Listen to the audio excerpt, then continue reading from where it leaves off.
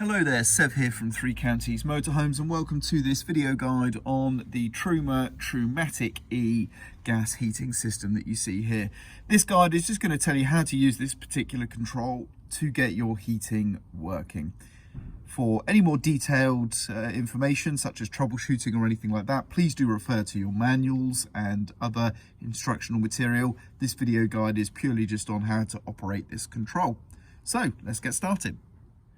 So this control is very much in Truma's common style, where we have a grey surround that can be rotated to point to different markers here, or symbols to turn on different settings, and then we have an internal dial as well. Now the internal dial simply serves as an electronic thermostat, essentially choosing what temperature the heating is going to cut in or cut out.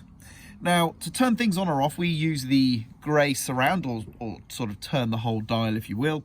And this is going to point to either two settings at the top or two settings at the bottom. The middle position here, indicated with a circle or an O, that is off, which is where we currently are. Now, the system here is a gas heating system, and it uses a ventilation fan, to blow the warm generated air into the vehicle.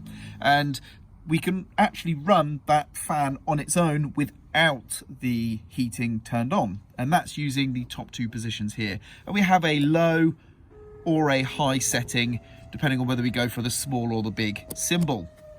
You notice we did have a green LED illuminated there to show that the system was on. Now it's pretty much the same for the heating. We have a low or a high position here, and that is going to turn on the heating at different powers. We have a low or a high setting, and the fan will also turn on in order to then blow that warm air into the van as well. And like I said, we move the dial to choose when the heating cuts in and out. So just to recap on the heating, we have low or high power, okay?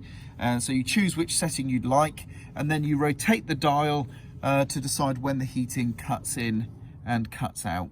Okay, so it's as simple as that. And when you've decided you've had enough and you want to turn it off, just simply turn the control back to the 0 position, and that is it, you are done.